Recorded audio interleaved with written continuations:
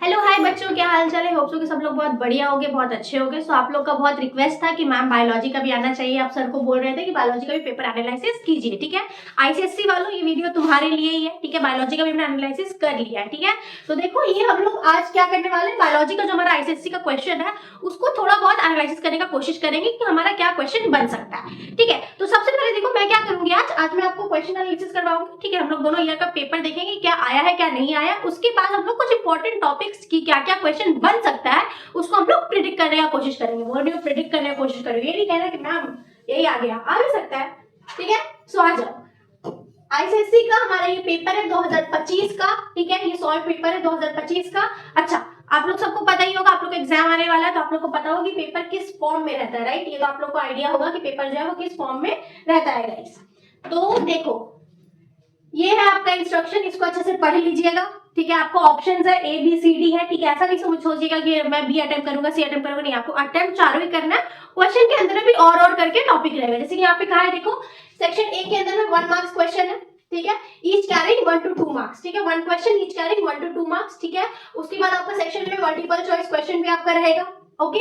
उसके बाद section B के अंदर क्या रहेगा, 7 क्वेश्चंस रहेगा ईच कैरिंग 2 मार्क्स। ये जो 7 क्वेश्चंस रहेगा इसमें और करके ऑप्शन होगा, ठीक है। इसमें और करके आपका ऑप्शन होने वाला है। उसके बाद जो सेक्शन सी होगा बच्चा, उसमें भी 7 क्वेश्चंस होगा कैरिंग 3 मार्क्स। सेक्शन डी में 3 questions each carrying 5 marks. Diagram यहाँ पे कह रहा है should be drawn wherever necessary using a pencil. ये नहीं सोचना कि क्वेश्चन में तो लिखा नहीं है कि डायग्राम बनाना है, बनाओ कि नहीं बनाओ। ऊपर में ही कह दिया है कि जहां पे डायग्राम की जरूरत है वहां पे बनानी है, ठीक है।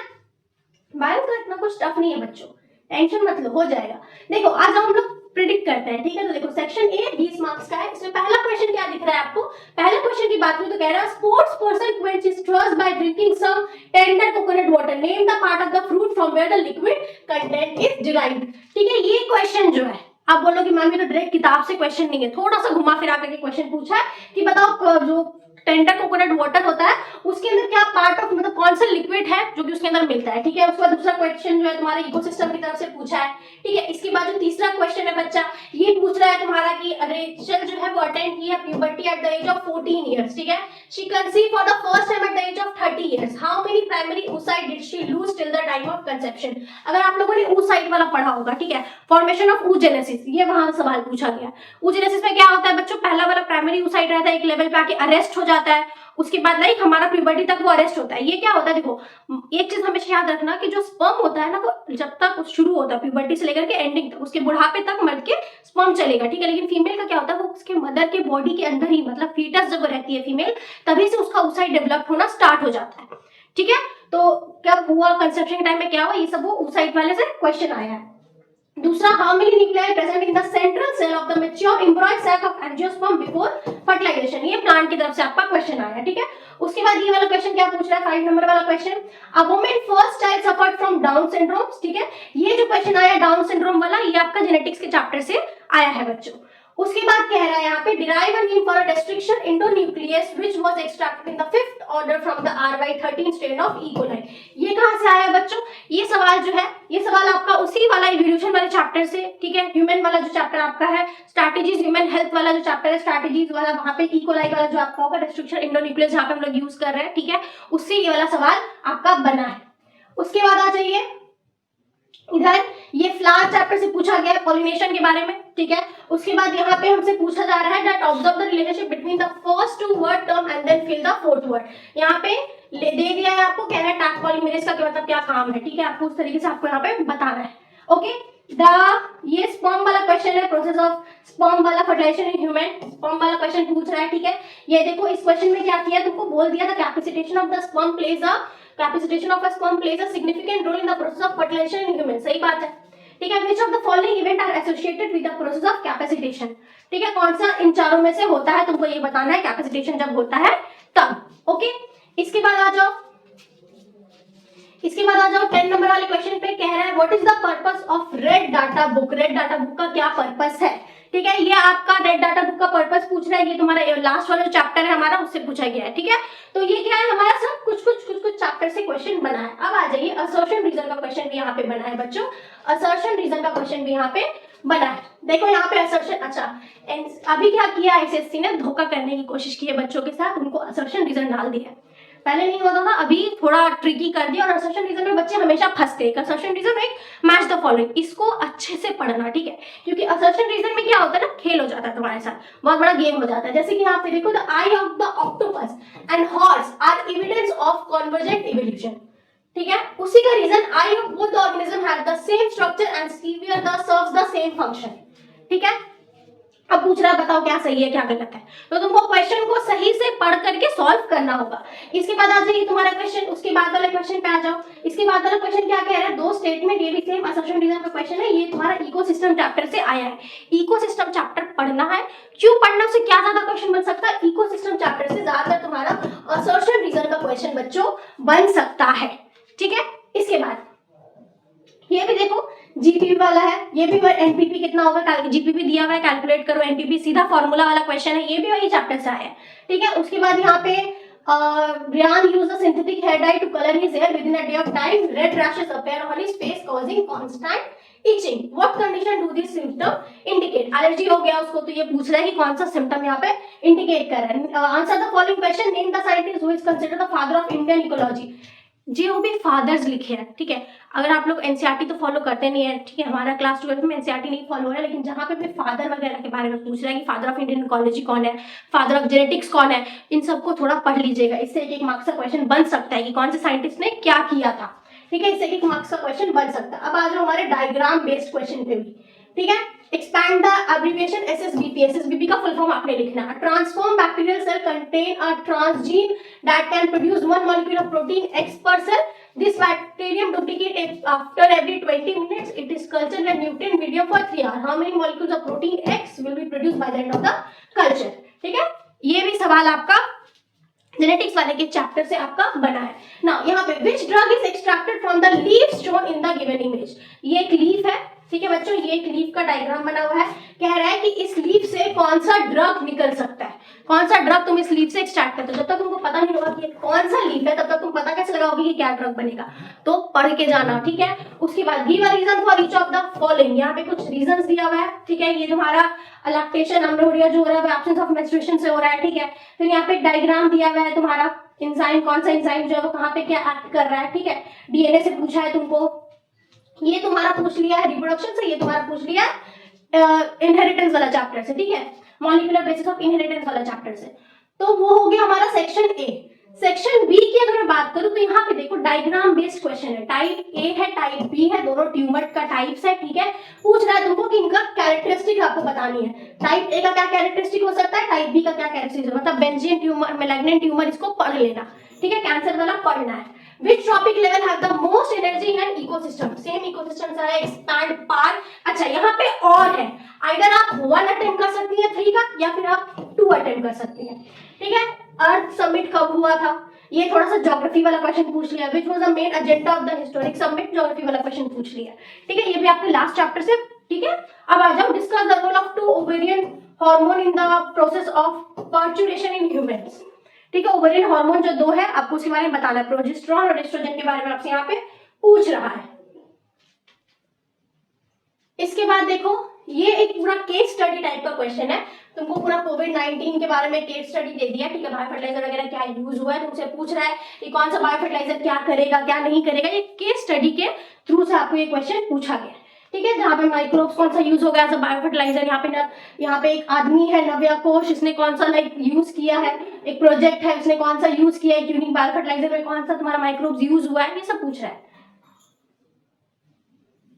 ये बैक्टीरिया का कॉलोनी है, पूछ रहा है तुमसे कि एक्सप्लेन करो कि डिफरेंट कलर कॉलोनी जो होता है वो हेल्प करता है आइडेंटिफाइंग द ट्रांसफॉर्म सेल, कैसे, तुमको इसको एक्सप्लेन करना है, ठीक है। स्टूडेंट ने फूड टेक्नोलॉजी किया है, उससे इसका ये सेडिमेंटेशन वाला चैप्टर है, जहां से टैंक वगैरह दिया हुआ है, ये टैंक वाले से ये क्वेश्चन पूछा गया बच्चों।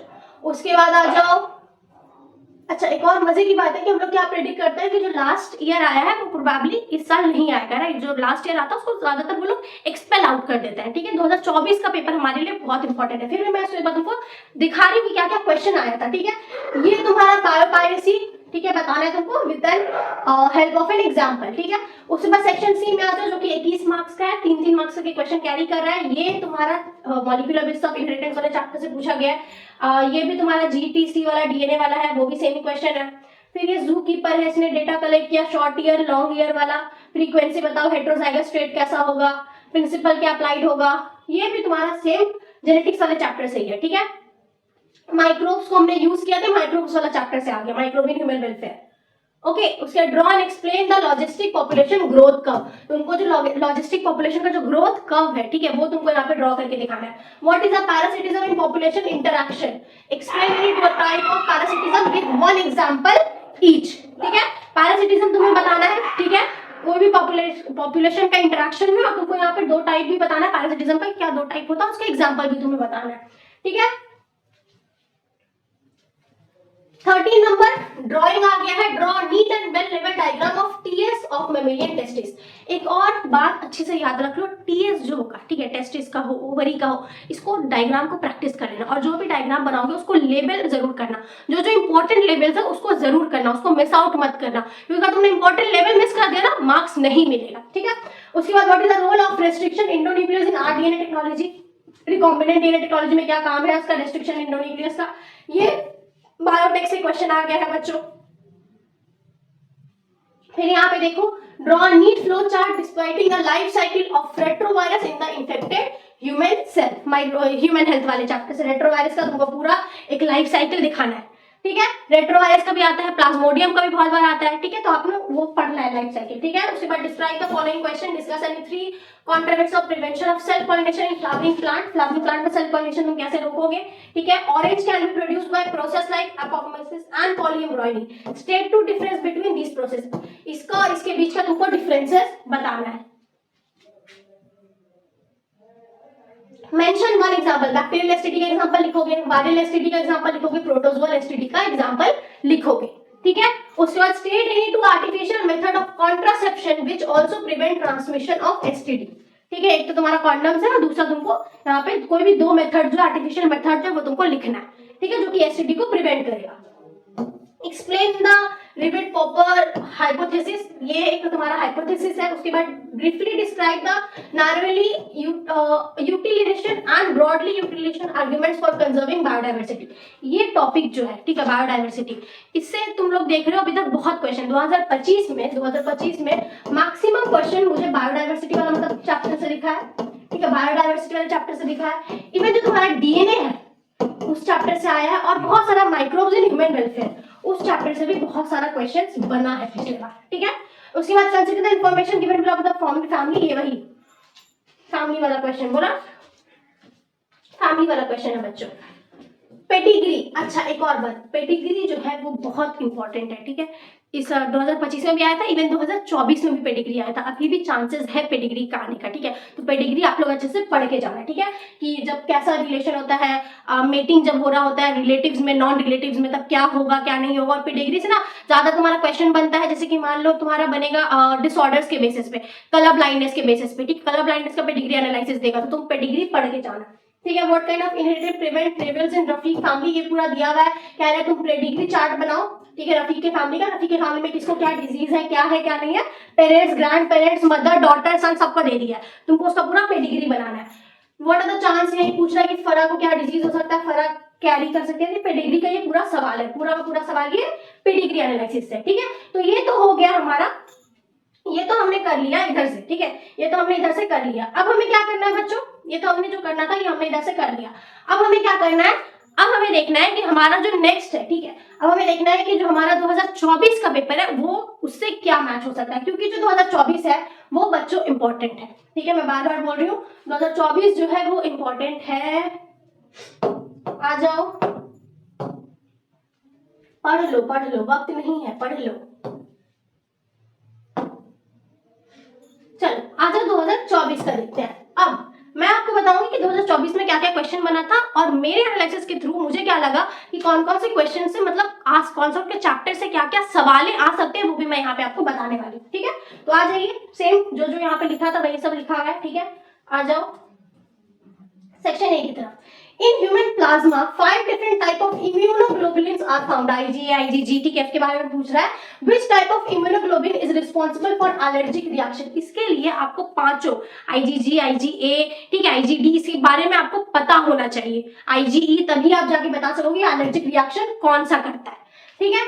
उसके बाद some orchid live on branch of mango tree, name the type of interaction that exist between mango and orchid. ये भी इंटरेक्शन वाले चैप्टर से क्वेश्चन आया है, ठीक है। तो जैसे मैंने बोला लास्ट वाला जो चैप्टर है इंटरेक्शन कहाँ पे हो रहा है, ठीक है, कमेंसलिज्म हो गया, म्यूटेशंस हो गया, उसके बाद तुम्हारा और आता है, उसके बाद तुम्हारा पैरासिटिज्म हो गया, अमेंसलिज्म हो गया, इन सबको थोड़ा अच्छे से पढ़कर जाना, ठीक है। 4 triplet codons code of the amino acid valine, 3 of them are given below. 4 है, उसमें से दिया पूछ रहा है कि 4th कोडोन क्या हो सकता है ना। जो जो इंपॉर्टेंट 20 अमीनो एसिड्स है जो कि इंपॉर्टेंट है, ठीक है, 20 अमीनो एसिड्स है टोटल, ठीक है। उन 20 में से किसी भी अमीनो एसिड ने यहाँ पे कोडोन दे दिया है। अब 20 अमीनो एसिड तो याद रखना पॉसिबल नहीं है, राइट। तो तुम क्या करो, जैसे कि फिर भी कोशिश करो कि एसिडिक का एक याद कर लो, ठीक है। उसके बाद तुम अपना बेसिक एक याद कर लो। क्या पता तुमसे ये अमीनो एसिड वेलिन हटा करके बोले कि एसिडिक अमीनो एसिड का एक बताओ कोडोन, ठीक है, कुछ भी पूछ सकता है, राइट। तो तुमको उसी हिसाब से, या फिर अमीनो एसिड में एसिडिक हटा दो, पूछे कि बताओ बेसिक अमीनो एसिड का, या फिर बोलेगा कि बताओ एरोमेटिक अमीनो एसिड का, ठीक है, एरोमेटिक अमीनो एसिड यानी कि फिनाइलएलानाइन का, ठीक है। तो इस तरीके से पूछ सकता है, ओके, कोडोन्स पूछ सकता है। हेमोफिलिक मैन जो है मैरी किया कैरियर वुमेन को and they have a daughter, what is the probability that their daughter being hemophilic. ये पेडिग्री वाला सा सवाल है। एक आदमी को हेमोफिलिक डिजीज था, ठीक है, उसने एक औरत से शादी की जो कि उसी डिजीज की कैरियर है, उसको बेटी हुई। तो अब बताओ कि क्या प्रोबेबिलिटी है कि जो बच्ची हुई है, जो बेटी हुई है, उसको भी हेमोफिलिक होगा, ठीक है। ये उस वाला क्वेश्चन आ गया, डीएनए वाला लास्ट वाला चैप्टर से क्वेश्चन है, डीएनए इनहेरिटेंस वाला चैप्टर से। Homemade fruit juice are turbid while the bottle fruit juice purchased from the market are clear, give a reason for this different. ये होममेड फ्रूट जूस टर्बिड होता है और जो bottle से मतलब मार्केट से हम लोग खरीदते हैं वो क्लियर होता है। क्यों क्लियर होता है उसका आपने डिफरेंसेस बतानी है, ठीक है। ये सवाल बुक में नहीं मिलेगा, ये लॉजिकल सवाल है, ठीक है। The number of lily plant, अच्छा अगर कभी भी लगे कि कोई ऐसा सवाल आ गया है जो कि बुक में नहीं है, थोड़ा लॉजिकल है, ठीक है, और ये सवाल वो हमसे नहीं बन रहा है, ठीक है, ये सवाल को हम करने जाएंगे तो मेरा मार्क्स लॉस हो सकता है। मत मत मत अटेम्प्ट करना, ठीक है, खेलना मत अपने साथ। The number of lily plant in a pound was found to be 50. After 1 year, the number is increased to 65. Calculate the natality of the lily plant. Now, NPP, GPP, natality, mortality rate वो वाला आपसे यहाँ पे पूछ रहा है, ठीक है। Based on the table given below, identify the type of natural selection taking place. ये एक टेबल दिया हुआ है, कह रहा है कि बताओ कि कितना natural selection इसमें हो सकता है, ठीक है। Give the name of the target pest to carry of gene carry IAC. IAC को कौन सा टारगेट मतलब IAC जीन जो है वो कौन से पेस्ट को टारगेट करने के लिए हम लोग यूज करते हैं, ठीक है। जैसे बीटी कॉटन वगैरह का हो गया तो वो उस चैप्टर से आपसे पूछा गया है बच्चों। If a person shows the production of interference, ये तुम्हारा बायोफर्टिलाइजर बायोटेक वाले चैप्टर से, सॉरी बायोटेक वाले चैप्टर से। If a person shows the production of interference in his body then he is suffering from, अगर उसको इंटरफेरॉन का production ज्यादा दिख रहा है तो वो किस बीमारी से सफर कर रहा है आपने ये बतानी है। तो इसके लिए आपने क्या पढ़ना जरूरी है, ह्यूमन हेल्थ वाला चैप्टर पढ़ना जरूरी है। Next match the column 1 and 2, ये आपने दे दिया है। अच्छा ये किसे दिया, ये pregnancy and development of human एम्ब्रॉय, ये पढ़ लेना, ठीक है। ये से शायद सवाल बन सकता है, क्यों मैं कह रही हूँ, क्योंकि देखो ये जो चैप्टर है ना हम लोग हमेशा भूल जाते हैं कि हार्ट कब फॉर्म होता है, ठीक है, कब तुम्हारा हेयर्स आता है बॉडी में, ठीक है, कब पूरा ऑर्गेन्स फॉर्म होता है। सबसे पहले बेबी में हार्ट फॉर्म होता है, ठीक है, तो कौन सा कब फॉर्म हो रहा है वो आपने देखना है, यहाँ पे मैचिंग करनी है। यहाँ पे देखो असर्शन रीजन आ गया है, ठीक है, असर्शन रीजन आ गया है। बायोरिएक्टर जो है वो नेसेसरी है टू मेंटेन स्टेराइल एम्बियंस और स्टेराइल कंडीशन से प्रमोट करता है growth of unwanted microbes in the culture medium. Sterile condition promote the growth of unwanted microbes in the culture medium, तो एकदम ही फॉल्स है। स्टेराइल का मतलब ही क्या होता है, स्टेराइल कंडीशन का मतलब ही क्या होता है, अगर तुम सैनिटाइज किए, स्टेराइल कर दिया तुम उसको सैनिटाइज कर दिया, तो स्टेराइल कंडीशन है तो क्या तुम प्रमोट करोगे ग्रोथ ऑफ अनवांटेड माइक्रोब्स। तो ये ट्रू हो गए फॉल्स हो गए, तुम लोग बताना, ठीक है। उसके बाद assertion lymphocyte originate and proliferate in primary lymphoid organs, ठीक है, skin is a secondary lymphoid organ. ये चैप्टर कहां से पूछा है, ये सवाल भी कहां से पूछा है, ये तुम्हारा IgG IgA वाला जो है जहाँ पे इम्यूनोग्लोबुलिन के बारे में बात हो रही है, जहाँ पे इम्यूनोलॉजी के बारे में बात हो रही है, इम्यूनिटी के बारे में बात हो रही है, ये उस टॉपिक से चली आई है। ये देखो ये तुम्हारा सेपरेशन किया है, ठीक है, डीएनए फ्रैगमेंट का जेल में लार्ज मतलब वेल में उसको डाल के सेपरेशन किया। Name the chemical used to visualize the movement of DNA fragment in the gel. अगर हम लोग कोई जेल परफॉर्म कर रहे हैं, अगर वो मतलब तुम्हारा कोई एगरोस जेल में हम लोग डीएनए को डाल करके परफॉर्म करेंगे तो हम लोग को डीएनए को विजुअलाइज करने के लिए कौन सा केमिकल यूज करना पड़ेगा, ये पूछ रहा है, ठीक है। In human somatic gene therapy was carried out to correct in immunodeficiency disease, name this disease. Disease वाले चैप्टर से सवाल आई है कि अगर सोमैटिक जीन थेरेपी हो रहा है, ठीक है, हमको करेक्ट करने के लिए तुम्हारा इम्यूनो डिफिशियंसी, तो कौन सा डिजीज वो हो सकता है। पेडिग्री चार्ट देखो, मैंने कहा था ना कि पेडिग्री चार्ट बहुत इंपॉर्टेंट है। देखो उस बार भी आया था, 2025 में भी आया था, 2024 में भी आया और 2026 में भी आने का चांसेस है, क्योंकि पेडिग्री से क्वेश्चन बनता है, पेडिग्री कंफ्यूज कर देता है, ठीक है। यहाँ पे देखो इनहेरिटेंस ऑफ थैलेसीमिया, एक फैमिली को थैलेसीमिया हो गया, ठीक है, एक फैमिली है जिसको क्या हुआ है, थैलेसीमिया हो गया, मेल फीमेल का मेटिंग हुआ, इनके जो बच्चे हुए इनमें से एक मेल को थैलेसीमिया, एक फीमेल को thalassemia. What could be the genotype of the affected male, genotype क्या होगा इस अफेक्टेड मेल का।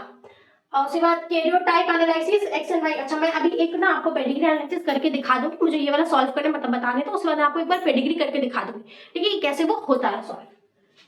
कैरियोटाइप एनालिसिस किया है, एक्स और वाई क्रोमोसोम रिप्रेजेंट करता है सेक्स क्रोमोसोम का, नेम द साइंटिस्ट जिसने एक्स क्रोमोसोम को डिस्कवर किया था, ठीक है। उसके बाद तुम्हारा NaCO को एक्सपैंड करके लिखो, नहीं याद हो फुल फॉर्म मत अटेम्प्ट करना, ठीक है, क्योंकि फुल फॉर्म में अगर आप उसको एक्सपैंड करने में आपने कुछ भी गलती की, पूरा का पूरा गया सवाल।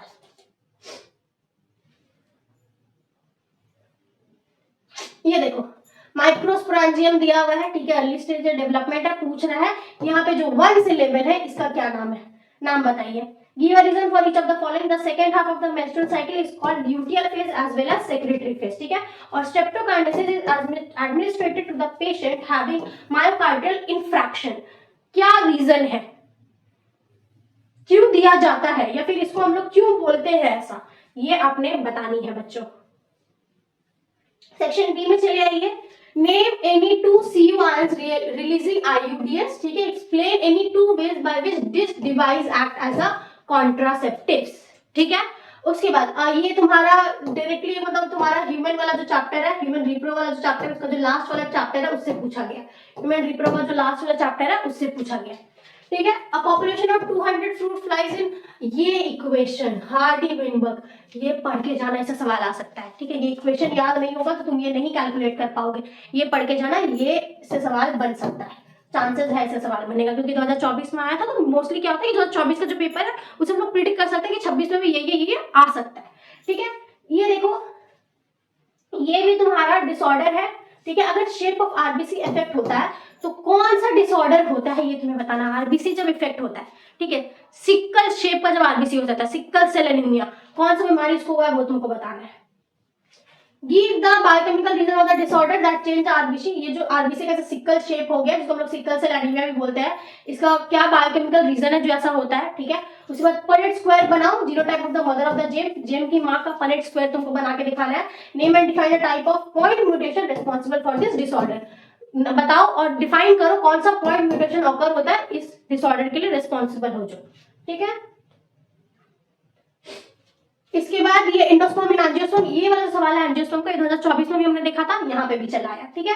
एंडोस्पर्म वाला क्वेश्चन वहां भी देखा था प्लांट से, यहाँ पे भी चला आया। स्पर्मेटोजेनेसिस, वहां पे oogenesis सवाल आया था, याद है, oogenesis सवाल आया था, यहाँ पे पूरा स्पर्मेटोजेनेसिस का स्टेप दे दिया है, पूछ रहा है लेबल करके बताओ कि ये 1 क्या होगा, ये 2 क्या होगा, ये 3 क्या होगा और ये 4 क्या होगा, स्पर्मेटोजोआ वाला, ठीक है। पूछ रहा है कि ये क्या क्या होगा, ठीक है। And name the process by which part 3 changes to part 4, इससे बनने में, पार्ट 3 से पार्ट 4 बनने में कौन सा प्रोसेस बनता है वो बताना। अगर आपने स्पर्मेटोजेनेसिस अच्छे से पढ़ा होगा, रटा होगा, आपको याद होगा तो आपको पता होगा। स्पर्मेटोजेनेसिस अभी आया था, oogenesis आया था, oogenesis से भी सवाल आया था तुम्हारा 2025 में, तो इससे सवाल बन सकता है, स्पर्मेटोजेनेसिस, oogenesis, मेंस्ट्रुअल साइकिल, इससे सवाल बन सकता है।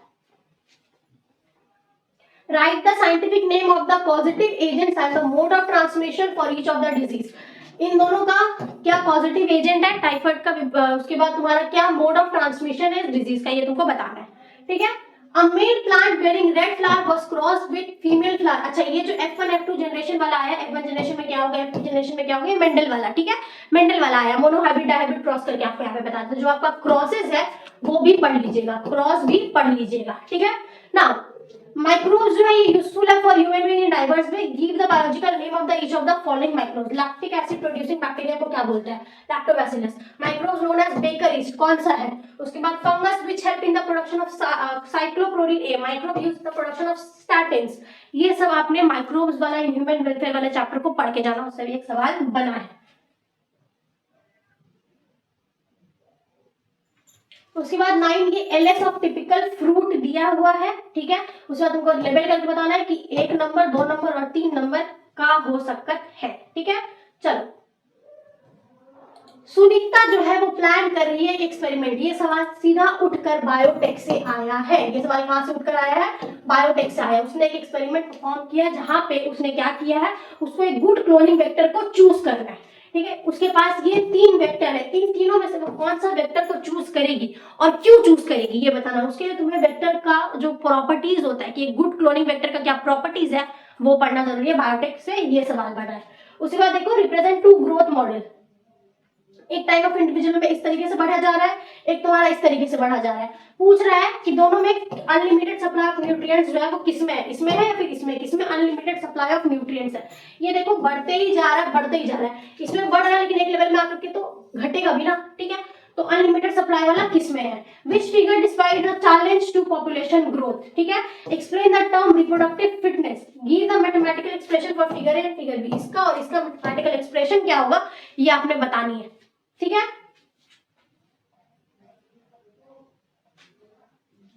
12वां नंबर क्वेश्चन, सीधा diagram basis question. Pro insulin का दे दिया है तुमको यहाँ पे डायग्राम, ठीक है। ये डायग्राम पढ़ो और पढ़कर बताओ कि कौन सा चीज क्या बता रहा है, ठीक है। जैसे कि state the change of pro insulin undergoes to become fully functional. Pro insulin insulin बनने के लिए कैसे फंक्शनल होता है, क्या होता है? ये तो ए चेन है, ये बी चेन है, ठीक है। वो क्या प्रो इंसुलिन से इंसुलिन कैसे बनता है, उसका क्या लाइक प्रॉपर्टीज है, कैसे होता है। Name the modern scientific technique used in the production of human insulin, ठीक है। How are 2 polypeptide chain of the fully functional insulin held together. ये वाला चेन और ये वाला चेन कैसे एक दूसरे से जुड़ा हुआ है, डाइसल्फाइड बॉन्ड के थ्रू जुड़ा हुआ है, सिस्टीन बॉन्ड के थ्रू जुड़ा हुआ है, ठीक है। ये तुमको बताना है, ठीक है। इसके लिए भी वो चैप्टर्स पढ़ के तुम बायोटेक पढ़ के जाओगे, ठीक है। बायोटेक से आ सकता है ये सारा सवाल। ये एंटी रेट्रोवायरल ड्रग दिया किसी ने, ठीक है, तो क्या डिजीज हो सकता है, उसको क्यों दिया और क्या सिम्टम होगा उस डिजीज का, फिर उस डिजीज का पॉजिटिव एजेंट क्या होगा, कौन सा लाइक मेथड को यूज किया उस डिजीज को डायग्नोस करने के लिए, ठीक है। फिर साइकिल क्या होता है रेट्रोवायरस का, तुमको वो बताना है। What is the role of reverse transcriptase and integrase in the life cycle of retrovirus. Same बोल रही हूँ मैं डिजीज वाला चैप्टर से। ड्रॉ नीट एंड वेल लेवल diagram of TCS of anther. यहाँ पे एंथर पूछा, वहां पे एलएस पूछा था, यहाँ पे टीएस पूछा है, वहां पे एलएस पूछा है, तो इससे सवाल बन सकता है, ठीक है। फ्लावर का जो मैंने डायग्राम बोला था इससे सवाल बन सकता है, या फिर टीएस ऑफ मेमेलियन ओवरी। ये तो एकदम छक्कर आ गया, ये सेम क्वेश्चन 2025 में था, सेम क्वेश्चन 2025 में था, तो इसका आने का चांसेस कम है क्योंकि 2 बार रिपीट हो चुका है, तीसरी बार रिपीट नहीं होगा, ठीक है। ये पूछ सकता है आंसर का टीएस, लेकिन मेमेलियन ओवरी का आने का चांसेस नेग्लिजिबल मानो, ठीक है। नेग्लिजिबल मानो, प्रोबेबिलिटीज का देखो, प्रोबेबिलिटी कैन नेवर बी 0, ठीक है। तो प्रोबेबिलिटीज का 1 मानो, इसलिए बोल रहे हैं क्योंकि ये 2 बार रिपीट हो चुका है, तो तीसरी बार रिपीट होने का चांसेस बहुत ही कम है, ठीक है। लेकिन अगर किसी कोई बच्चा पढ़ के जा रहा है तो बहुत अच्छी बात है। अब कोई बच्चा अगर ये वीडियो इस सहारे देख रहा है कि मैंने कुछ नहीं पढ़ा है, इस वीडियो में जो मैं आपको बोला बस वही पढ़ के जाके पास हो जाऊंगा, तो मैं तुम्हारे लिए जरूर दुआ करूंगी, ठीक है। चलो आ जाओ। पूरे साल कहाँ थे? पूरे साल तो फुर्सत ही नहीं थी मैम, बहुत बिजी थे, है ना। देखो यहाँ पे एक एरिया दिया है, area of y intercept and the digression coefficient and continents name Africa and Europe. Study the table and answer the following question. Calculate the species richness in of the continent. Area दे दिया है, y intercept दे दिया है और तुम्हारा digression coefficient दे दिया है। Africa का बताया है, यूरोप का बताया है। स्पीशीज रिचनेस क्या होगा वो पता लगाओ। कौन से कॉन्टिनेंट में हाई बायोडाइवर्सिटी होगा, बायोडाइवर्सिटी से ये न्यूमेरिकल टाइप का क्वेश्चन, जीपीपी, एनपीपी, ये सब टाइप का क्वेश्चन बनता है, ठीक है। और स्टेट एनी 2 फैक्टर जो कि इंक्रीज करता है बायोडाइवर्सिटी में। Mina had grown rose in garden. She collected pollen from China rose and sprinkled them with stigma. She wanted to grow hybrid rose. Give the reason. What is ये बोलो cross pollination hybrid वाले chapter से आ गया है, ठीक है, plant से। अच्छा, ये तुम्हारा दोनों में अगर तुमने जेनेटिक्स का चैप्टर भी पढ़ा होगा तब भी तुम इसको सॉल्व कर पाओगे, ठीक है। और आ जाओ, ये fertilization is the key process in sexual reproduction organism and it acts the vital link between the 2 generation. Flowering plant adopt a unique pattern of sexual reproduction as compared to other organism. Explain करके उसको बताओ। Explain the process of fertilization in angiosperm, ठीक है। वो इतना बड़ा paragraph दिया, बोल रहा है ये बताओ। फिर बताओ कौन सा लोकेशन और कौन से फंक्शन पे फिलीफॉर्म एपरेटस जो होता है वो एम्ब्रॉय सैक ऑफ एंजियोस्पर्म का फॉर्म होता है। उसके बाद कह रहा है फ्रूट एंड सीड जो जनरली फॉर्म होता है ड्यू टू फर्टिलाइजेशन। हम सबको पता है भैया क्या प्रोसेस इन्वॉल्व होता है इसमें, अगर इसको विदाउट फर्टिलाइजेशन करवाएंगे, किसमें, फ्रूट में और सीड में। ठीक है, ये देखो एक डायग्राम दिया है पूरा का पूरा फॉरेस्ट के इकोसिस्टम का। पूछ रहा है why is the breakdown of complex organic matter and important even in the ecosystem. Complex organic matter का ब्रेकडाउन क्यों जरूरी है इकोसिस्टम में। अगर मान लो हम लोग जब डाइजेशन करते हैं तो हमारे बॉडी में क्या होता है बच्चों, हम लोग जो खाते हैं, ठीक है, प्रोटीन ये जो भी खाए एकदम पेप्टाइड्स अमाइनो एसिड छोटे छोटे फॉर्म में जाकर के टूटता है। कार्बोहाइड्रेट खाता है तो एकदम मोनोसैकेराइड जाकर के छोटे फॉर्म में टूटता है। तो ये ब्रेकडाउन होना क्यों जरूरी है ऑर्गेनिक मैटर का, ये आपने बतानी है। The forest soil has the higher humus content and the desert soil. क्यों क्यों क्यों।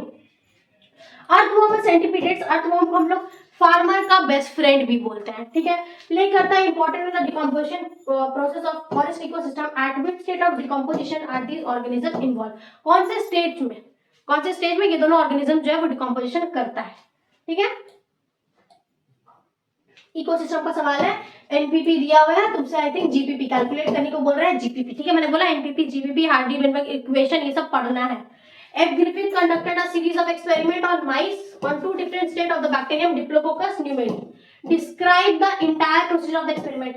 ग्रिफिथ का एक्सपेरिमेंट उसने माइस के ऊपर लिया था, माइस के ऊपर डिप्लोकोकस निमोनिया डाला था, राइट। एक रफ स्ट्रेन दिया था, एक स्मूथ स्ट्रेन दिया था, याद है वो वाला, एक रफ स्ट्रेन दिया था, एक स्मूथ स्ट्रेन दिया था। उसके बाद उसने देखा कि एक माउस जो प्रॉपर मेरा रफ स्ट्रेन में कौन सा माइस बचा, स्मूथ स्ट्रेन में कौन सा माइस बचा, ठीक है। तो उसने ये पूरा एक्सपेरिमेंट परफॉर्म किया था। पूरा का पूरा प्रोसीजर तुम्हें बताना है। What is the conclusion of the experiment. Conclusion में क्या दिखा था कि माइस बचा था, कौन सा माइस बचा था, ये आपने पूरा कंक्लूजन बताना है। What would have been the result of the experiment if both the strain of bacteria were first heat killed mix and then injected in the mice. अगर याद होगा आपको तो एक ने उसने डायरेक्ट एक रफ स्ट्रेन को क्या किया था, उसने पहले तुम्हारा हीट किया था, है ना, हीट करके उसने डाला था। एक में स्मूथ स्ट्रेन उसने ऐसे डाला था, एक में हीट करके डाला था। तो ये अगर नहीं हीट करके डालता, ऐसे इंजेक्ट कर देता या फिर पूरा हीट करके इंजेक्ट कर देता, तब क्या क्या हो सकता था ये तुम्हें बताना है। इसके लिए तुमको इसका एक्सपेरिमेंट पता होना चाहिए, राइट, इसलिए इसका एक्सपेरिमेंट पता होना चाहिए। ओके, तो ये तुम्हारा आंसर यहाँ पे दिया हुआ है, ठीक है बच्चों। तो ये तो हो गया हमारा जो भी हमने पढ़ा था, ये तो हमारी पूरी चीजें हो गई, ठीक है, ये तो हमारी पूरी चीजें हो गई। अब हमें क्या करनी है, अब मैं कुछ इंपॉर्टेंट टॉपिक्स आपको बताऊंगी, उसको आप लोग जरा समझ लेना, ठीक है, उसको आप लोग जरा समझ लेना कि कहाँ कहाँ से क्या क्या सवाल बन सकता है। चलो आ जाओ।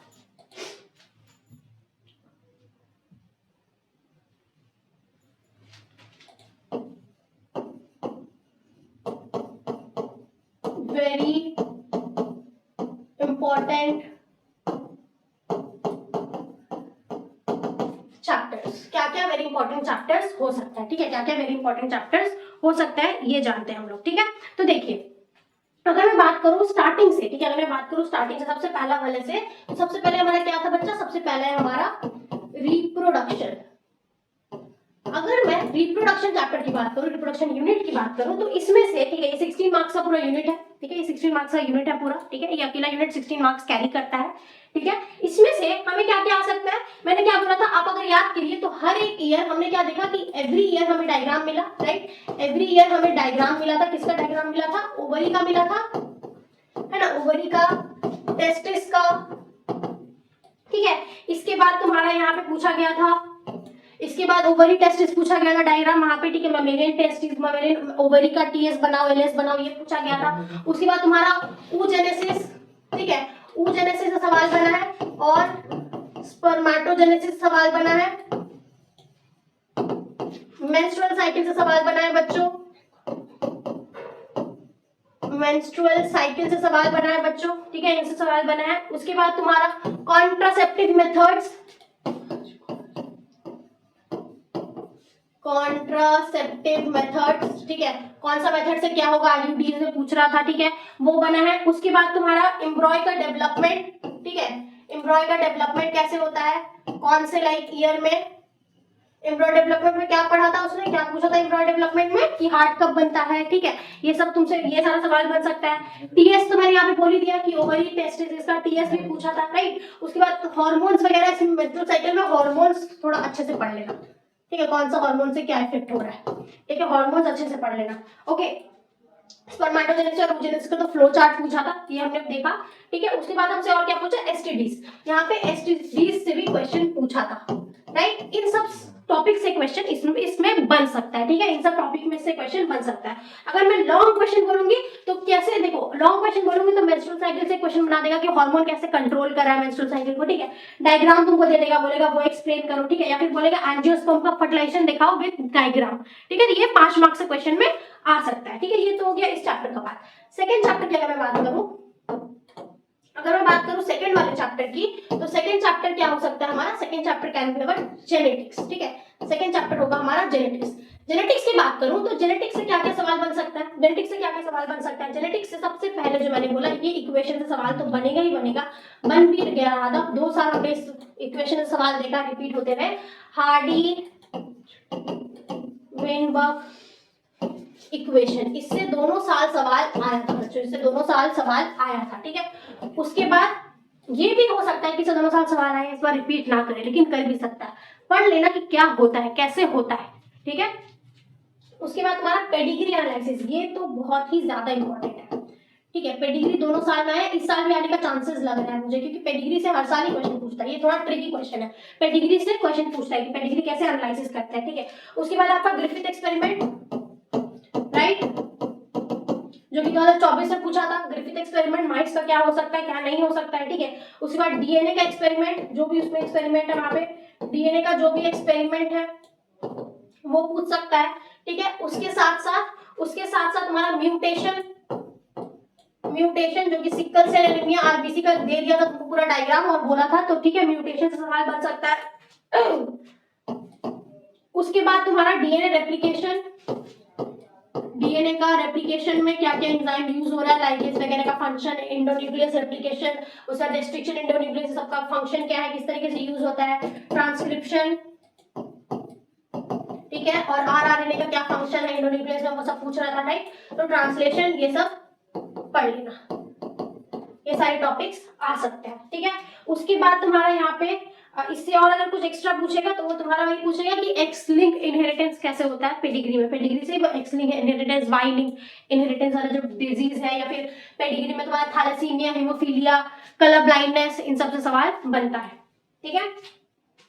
इसके बाद आ जाओ तीसरे वाले की तरफ, जो कि होगा हमारा थर्ड वाला टॉपिक की तरफ, जो कि होने वाला है हमारा बायोटेक। थर्ड टॉपिक क्या है बच्चों, थर्ड टॉपिक है हमारा बायोटेक। बायोटेक्नोलॉजी चैप्टर की बात करूं तो यहां से आरडीएनए का जो स्टेप्स है, ठीक है, रिकॉम्बिनेंट डीएनए, ठीक है, रिकॉम्बिनेंट डीएनए का जो स्टेप्स है, आरडीएनए का जो स्टेप्स है, ये सवाल आ सकता है। दूसरा क्या आ सकता है, जितना भी रिस्ट्रिक्शन एंजाइम है उन सबका नेमिंग, ठीक है, ये सवाल 2025 में हमने देखा था, रिस्ट्रिक्शन एंजाइम का नेमिंग था ना, कितना टाइप ऑफ रिस्ट्रिक्शन एंजाइम दिया हुआ है उसका नेमिंग करो, रेस्ट्रिक्शन एंजाइम।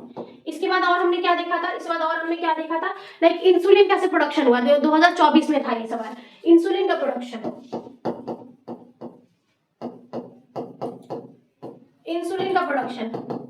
ठीक है, इंसुलिन का प्रोडक्शन हो गया। उसके बाद तुम्हारा लाइक इसके बाद आ जाएगा तुम्हारा E-CoR1 का नेमिंग, वेक्टर वाला जितना भी वेक्टर्स है उसको पढ़ लेना, ठीक है। उसके बाद तुम यहाँ पे और क्या पढ़ सकते हो, जीन थेरेपी, ठीक है, ठीक है। उसके बाद जितना भी टाइप ऑफ तुम्हारा जीन्स है, क्राई जीन्स है बीटी क्रॉप का, ठीक है, बीटी क्रॉप जो भी क्राई जीन्स है, बीटी क्रॉप का जो क्राई जीन्स है उससे सवाल बनेगा, ठीक है, बीटी क्रॉप का जो क्राई जीन्स है उससे सवाल बनेगा। और बायोपायरेसी, इससे तो एक सवाल हमने 1 मार्क का सवाल देखा था जो कि विद एग्जांपल पूछ रहा था, राइट, बायो पायरेसी, जो कि एक सवाल का लाइक यहाँ पे एग्जांपल पूछा था, बासमती लेकर के यहाँ पे एग्जांपल पूछा था बायोपायरेसी से, ठीक है। तो ये सारे सवाल जो है तुम्हारे बन सकते हैं। एक और चीज मैं भूल गई, ब्लू व्हाइट क्लोनिंग, ये भी हमसे सवाल आया था, राइट, ब्लू और व्हाइट क्लोनिंग, ये भी आया था ना कि ब्लू व्हाइट क्लोनिंग क्या है, ब्लू व्हाइट कॉलोनी में जो हम लोग स्क्रीनिंग कर रहे हैं, ठीक है, उससे भी ये सवाल बन सकता है। तो ये हो गया आपका 3 यूनिट से मैंने सवाल आपको दिखा दिए, ठीक है, ये आपको मैंने 3 यूनिट से सवाल दिखा दिए। अब आ जाइए दूसरा देख लेते हैं, अब आ जाइए हम लोग इकोलॉजी से देख लेते हैं, ठीक है, अब आ जाइए हम लोग देख लेते हैं चौथा वाला इकोलॉजी। जो टॉपिक बोल रही हूँ उसको थोड़ा पढ़ लेना, ठीक है, जो टॉपिक बोल रही हूँ उसको थोड़ा सा पढ़ना, 2 साल का एनालिसिस ये सारा टॉपिक निकला किससे सवाल आया था, ठीक है। इकोलॉजी की अगर मैं बात करूं, तो इकोलॉजी से हमारा पहला सवाल क्या पूछा था हमसे, देखो पहला सवाल यहाँ पे लॉजिस्टिक ग्रोथ कर्व के बारे में पूछा था, ठीक है, लॉजिस्टिक ग्रोथ कर्व, ये 2025 का था, याद करो, डायग्राम था, लॉजिस्टिक ग्रोथ कर्व। और अगर याद हो तो 2024 में भी दो कर्व दे दिया था, पूछ रहा था ना, एक ऐसे जा रहा था, एक पूरा दो तरह का ग्राफ था, एक ग्राफ ऐसे जा रहा था और एक ग्राफ ऐसे जाकर के ऐसे जा रहा था, ठीक है। तो पूछा था किसमें न्यूट्रिएंट्स ज्यादा है, किसमें न्यूट्रिएंट्स कम है, इसका नाम क्या है, इसका नाम क्या है, ये तुमसे पूछा था, ठीक है। तो ये पढ़ लेना। दूसरा यहाँ पे जीपीपी एनपीपी, इससे बहुत ज्यादा सवाल आया है, इसको कैलकुलेट करने के लिए बोला था जीपीपी और एनपीपी को बच्चों। इसके बाद हमारा बायोडायवर्सिटी का कंजर्वेशन से भी सवाल बना था, बायोडायवर्सिटी के कंजर्वेशन से भी सवाल बना था। ये सब हाई वेटेज टॉपिक्स है, ठीक है। इसके बाद हमारा एक हाइपोथेसिस था ना, उस हाइपोथेसिस का क्या नाम था, rivet popper hypothesis, rivet popper hypothesis, इससे सवाल बना था मेरे बच्चों, रिवेट पॉपर हाइपोथेसिस सवाल बना था, राइट। हार्डी-वेइट इक्वेशन यहाँ पे भी पूछा था और वहां पे भी पूछा था, अगर वहां पे पढ़ लोगे तो ये तो हो ही जाएगा। उसके बाद याद करो, रेड डेटा बुक से भी एक सवाल आया था, रेड डाटा बुक से भी सवाल आया था। और एक और था स्पीशीज का रिचनेस लेकर के, राइट, स्पीशीज का कितना एरिया में क्या वो डेवलप हो रहा है, मतलब स्पीशीज के बारे में, और तुम्हारा स्पीशीज और एरिया का जो ग्राफ है, स्पीशीज एरिया का जो रिलेशनशिप है, ठीक है, उसका जो ग्राफ है यही वाला, वही पूछा था, स्पीशीज एरिया का रिलेशनशिप का ग्राफ पूछा था। और इंटरैक्शंस, जितने टाइप ऑफ इंटरैक्शंस है, जितने भी टाइप ऑफ इंटरैक्शंस है, उससे भी सवाल हमारे बने थे, राइट बच्चों, उससे भी हमारे सवाल बने थे। तो ये हो गए उस टॉपिक के सवाल, ठीक है।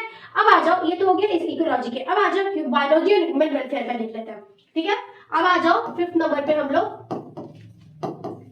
बायोलॉजी इन ह्यूमन वेलफेयर। इससे क्या क्या बन सकता है, इस वाले यूनिट से क्या क्या सवाल बन सकता है। इससे सबसे पहले याद करो, ट्यूमर पूछा था, राइट, तुमको डायग्राम दे दिया था तो, और पूछा था कि टाइप ए और टाइप बी कौन सा ट्यूमर है, ये आपको बतानी है। तो ट्यूमर से सवाल आ सकता है, बेंजिंग मैलिग्नेंट पढ़ लेना, ट्यूमर से सवाल बन सकता है। इम्यूनोग्लोबुलिन, राइट, याद है कि बोला था 5 टाइप ऑफ इम्यूनोग्लोबुलिन होता है, बताओ कि एलर्जिक रिएक्शन कौन सा इम्यूनोग्लोबुलिन करता है, तो इसमें तुमको 5 इम्यूनोग्लोबुलिन याद होना चाहिए, राइट। तो इम्यूनोग्लोबुलिन, पांचों टाइप, पांचों का पांचों इम्यूनोग्लोबुलिन आपने पढ़नी है, ठीक है। पांचों इम्यूनोग्लोबुलिन आपने पता होनी चाहिए, ठीक है, नहीं तो फिर नहीं कर पाओगे। IgG, IgA, जितना भी टाइप ऑफ इम्यूनोग्लोबुलिन था वो सब तुम्हें पता होनी चाहिए, ठीक है, वो सब तुम्हें पता होनी चाहिए। इसका पासवर्ड क्या था, ओके। और क्या सवाल बना है भाई यहाँ से, और यहाँ से एड्स का एक सवाल बना है, ठीक है, एक यहाँ से एड्स का सवाल बना है, STD लेकर के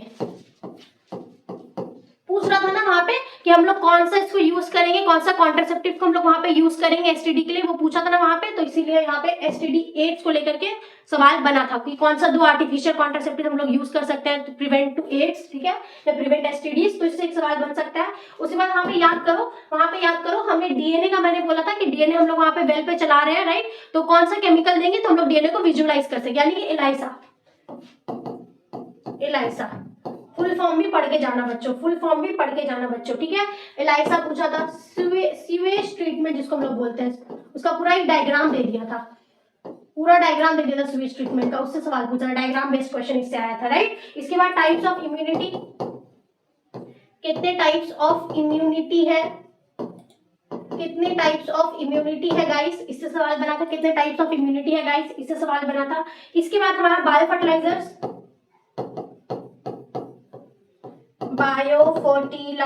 इससे सवाल बना था, राइट। उसके बाद लाइफ साइकिल, जितना भी लाइफ साइकिल है, ठीक है, जितने भी प्रोटोजोआस बोलो या जितने भी तुम्हारे माइक्रोब्स बोलो, ठीक है, प्लाज्मोडियम का लाइफ साइकिल बोलो, ये सबका लाइफ साइकिल पूछा था। तो जितने भी टाइप ऑफ लाइफ साइकिल्स है वहां पे हेल्थ वाले चैप्टर में, उसको पढ़ के जाइएगा, ठीक है। लाइफ साइकिल का फ्लो चार्ट के फॉर्म में सवाल बन सकता है, ठीक है। स्विच ट्रीटमेंट में प्राइमरी और सेकेंडरी अच्छे से पढ़ के जाना, ठीक है, primary and secondary switch treatment जो होता है इसको तुम अच्छे से पढ़ के जाओगे, ठीक है।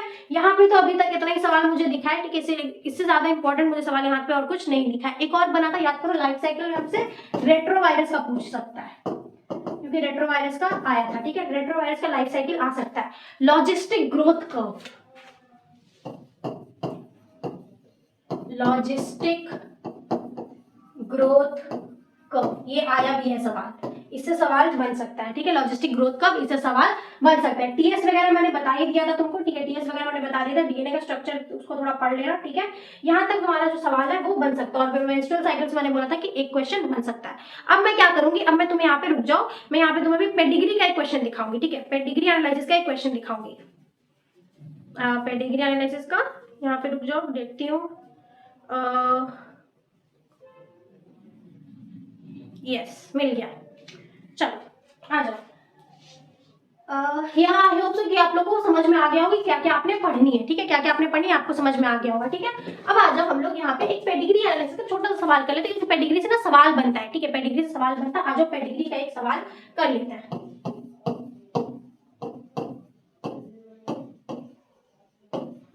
पेडिग्री चार्ट, ठीक है। यहाँ पे पेडिग्री चार्ट जो आपका दिया हुआ है, प्रोबेबिलिटी ऑफ हीमोफिलिक दिया है, टाइप ऑफ इनहेरिटेंस। अच्छा, पेडिग्री में एक चीज याद रखना, यहाँ पे क्वेश्चन कह रहा है, यहाँ पे क्वेश्चन कह रहा है that a 10-year-old boy suffer from hemophilia, ठीक है। His maternal grandfather also had disease. His mother is normal but his father is normal. आज एक बार लिख लेते हैं क्या सवाल है। सवाल है दैट, सवाल है a 10-year old boy suffer from haemophilia, ठीक है। उसके बाद his maternal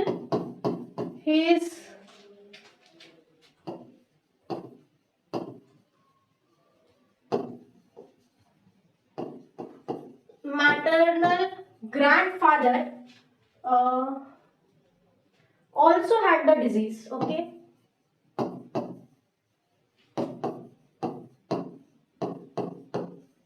Also had the disease. His mother is normal and his father is normal. His mother and father are normal. मेरा राइटिंग खराब है, इग्नोर इट, ठीक है। समझ जाओ बस, normal. Based on this information, ठीक है, based on this information, based on this information, ठीक है। आपने क्या निकालनी है, आपने पता लगानी है। पहले सबसे पहले आपने ड्रॉ करनी है a proper pedigree chart, a proper pedigree chart. सबसे पहले तुम्हें ये ड्रॉ करनी है। दूसरा कह रहा है identify the type of inheritance, identify the type of inheritance. और तीसरा है तुम्हारा write the genotype, what is the probability the next child will be haemophilic, what is the probability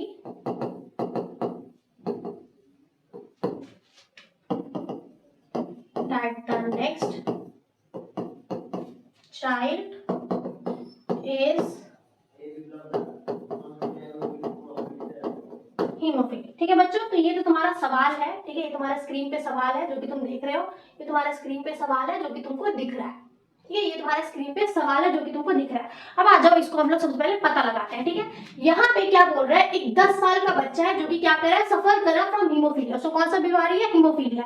उसके मैटरनल ग्रैंडफादर मतलब उसके नाना कोई बीमारी है, लेकिन उसकी मम्मी और पापा जो है उनको बीमारी नहीं है। इससे एक चीज समझ में आया कि उसकी माँ जो है वो कैरियर है, ठीक है। उसकी माँ जो है कैरियर है। हमेशा याद रखो कि जेनेटिक में क्या होता है, फादर से डिजीज कहाँ जाता है, फादर से डिजीज डॉटर में जाता है, ठीक है। और जो मदर में डिजीज होता है वो सन को इफेक्ट करता है, ठीक है। ये थोड़ा सा रिलेशनशिप ध्यान में रखना, ठीक है। तो देखो यहाँ पे,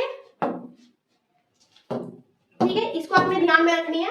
अब देखिए यहाँ पे हमसे पूछ रहा है, पहले पता लगाते हैं कि क्या टाइप ऑफ इनहेरिटेंस हो सकता है, ठीक है। क्या टाइप ऑफ इनहेरिटेंस हो सकता है। ये मेरा बच्चा एक्स लिंक्ड इनहेरिटेंस है। ये कैसा है बच्चों, ये तुम्हारा एक्स लिंक रिसेसिव इनहेरिटेंस है, ठीक है। ये कैसा है, एक्स लिंक्ड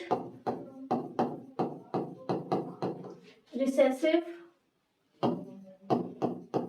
डिसऑर्डर। क्यों है एक्स लिंक्ड, क्यों है एक्स लिंक, क्यों, तो यहाँ पे मैंने क्या बोला, एक्स लिंक रिसेसिव डिसऑर्डर है। क्यों? क्योंकि ये डिसऑर्डर जो है, क्योंकि ये डिसऑर्डर एक्स लिंक क्यों है? क्योंकि ये मैटरनल साइड से आ रहा है बच्चों, मैटरनल साइड से आ रहा है। रिसेसिव क्यों है? क्योंकि इसकी माँ को था नहीं, ये मोर कॉमन। अच्छा एक और चीज याद होगी, हेमोफीलिया जो होता है ये मोर कॉमन होता है मेल में, ये मेल में, मर्द में ज्यादा कॉमन होता है। फीमेल जो होती है बेसिकली इसकी कैरियर होती है, ठीक है। तो इसीलिए एक्स लिंक डिसऑर्डर है। इस बंदे को तो अच्छा खासा डिसऑर्डर होगा, ये हमने समझ में आ गया। अब आ जाओ हम लोग इसका एक लाइक प्रॉपर पेडिग्री चार्ट बना लेते हैं, ठीक है।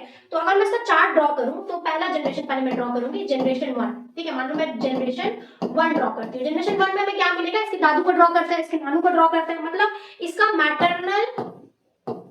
मैटरनल नाना जो है, इसका ग्रैंड फादर बच्चों, उसको बीमारी है तो जो अफेक्टेड होता है मेल, हम लोग उसको ऐसे दिखाते हैं, है ना। मेल का साइन स्क्वायर है और जो अफेक्टेड होता है हम लोग उसको ऐसे करके स्क्वायर को भर देते हैं, ठीक है। ये इसकी नानी से मिला, ठीक है, जो कि भैया एक नॉर्मल थी। ये कैसी थी? ये नॉर्मल मैटरनल ग्रैंड मदर है, ठीक है। इन दोनों का जब मीटिंग होगा तब ये आएगा, तब इनको कुछ होगा, ठीक है, कोई बच्चा होगा जिसको हम लोग बोलेंगे जनरेशन 2। ये आएगा जनरेशन 2।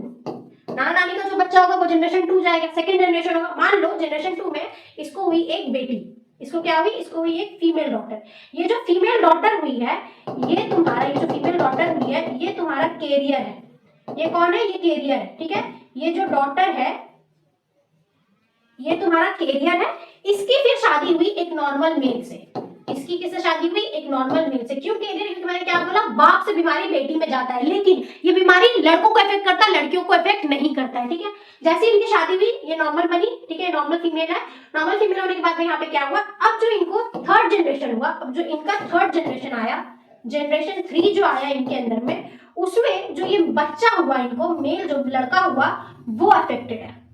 ये जो सन है अब ये अफेक्टेड है। तो यही है पेडिग्री एनालिसिस, यही है इसका पेडिग्री, यही बनेगा इसका पेडिग्री, राइट। इसको पूरा भर देना अच्छे से, यही बनेगा इसका पेडिग्री मेरा बच्चा।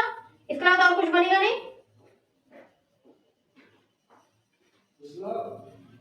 भरो भरो अच्छे से भर जाओ। चलो अब आ जाओ प्रोबेबिलिटी देख लेते हैं। अब आ जाओ प्रोबेबिलिटी देख लेते हैं कि जो इसका नेक्स्ट बच्चा होगा, अभी तो एक ही बेटा हुआ जो अफेक्टेड है, अगर इसका जो नेक्स्ट बच्चा होगा वो अफेक्टेड होगा कि नहीं। तो जो मदर है मेरा बच्चा,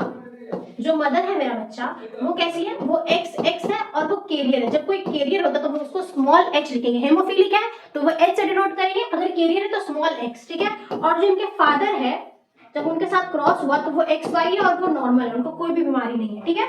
तो मदर के पास जो गैमीट है, अगर मैं गैमीट की बात करूं, माँ की गैमीट की, अगर मैं मदर की गैमीट की बात करूं, तो जो मदर के पास गैमीट है मेरा बच्चा, वो कैसा है?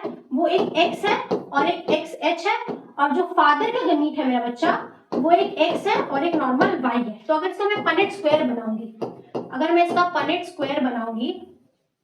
तो हमें कुछ ऐसा मिलेगा Punnett square, X Y X, पहले वाले में कुछ नहीं है, दूसरे वाले में XH, राइट। यही मिलेगा पनेट स्क्वायर में, ठीक है। इसको x को अच्छे से लिख देती हूँ, यही मिलेगा पनेट स्क्वायर में। इसको क्रॉस करो, देखो कितना बच्चा हो रहा है। ये बच्ची बेटी हुई नॉर्मल, ये बेटा हुआ नॉर्मल, ये जो वाली बेटी हो रही है इसमें बीमारी यहाँ पे आ गया है और इस वाले बेटे में बीमारी यहाँ पे आ गया है। मतलब पॉसिबल डॉटर कितनी है इस केस में? पॉसिबल डॉटर कितना है बच्चा? कितना पॉसिबल डॉटर है? ये एक ही पॉसिबल डॉटर है जो कि नॉर्मल है, ठीक है, जो कि नॉर्मल है, पॉसिबल। और ये जो एक और x है, ये जो है, ये वाली जो बेटी है, ये बेटी तुम्हारी कैरियर है, ठीक है। ये बेटी क्या है तुम्हारी? ये बेटी तुम्हारी कैरियर है। और जो ये वाला बेटा है इसको इफेक्ट है, इसको बीमारी है। मतलब इसका जो नेक्स्ट जनरेशन का बच्चा होगा, ठीक है, उसमें उस डॉटर को ये बीमारी हो, ये प्रोबेबिलिटी जो है, ये प्रोबेबिलिटी नहीं है, ठीक है, प्रोबेबिलिटी नहीं है कि उसको होगा, ठीक है, क्योंकि डॉक्टर को बीमारी नहीं होगा, डॉक्टर कैन बी कैरियर, लेकिन उसको बीमारी हो, ये प्रोबेबिलिटी नहीं है, ठीक है। फिर भी प्रोबेबिलिटी कैन नेवर बी 0, ठीक है। तो यहाँ पे 1% प्रोबेबिलिटी आप ले सकते हो, इसके पास 1% प्रोबेबिलिटी है, mathematically probability can not be 0, right. तो प्रोबेबिलिटी आप ये बता रहे हैं कि 1% प्रोबेबिलिटी कि वो कैरियर होगी, बीमारी नहीं होगा उसको, लेकिन वो कैरियर होगी, ठीक है। यहाँ तक हमने कर लिया, ठीक है। पेडिग्री में कुछ इंपॉर्टेंट टाइप्स होते हैं, उसको याद रखिए। अफेक्टेड मेल कैसा दिखता है, ठीक है, मैंने बताया था अफेक्टेड व्हील ऐसा दिखेगा, नॉर्मल रहेगा तो ऐसा दिखेगा, ठीक है। अगर कैरियर होगा तो इस तरीके से हम लोग उसको डिनोट करेंगे, ठीक है। तो ये आपने बता देनी है, ठीक है, यहाँ पे आपने ध्यान में रखनी है। ये है मेरा बच्चा पेडिग्री का एनालिसिस, इसको मैं बार बार कह रही हूँ, इसको पढ़कर जाना, इससे आ सकता है सवाल, ताकि हमने एनालिसिस कर लिया। अब आप एग्जाम में मिलते हैं, अगर कोई डाउट हो आप वीडियो में पूछ लेना। मेरे पास इतना टाइम नहीं है कि मैं आपको पूरा चैप्टर बताऊं, ठीक है, कि आपको पूरा चैप्टर एक्सप्लेन करूं। जो जो मैंने टॉपिक बोला है उसको पढ़ो, अभी भी टाइम है, दिन रात करके पढ़ो, हो जाएगा एग्जाम अच्छा, ठीक है। चलो तब तक के लिए बाय बाय।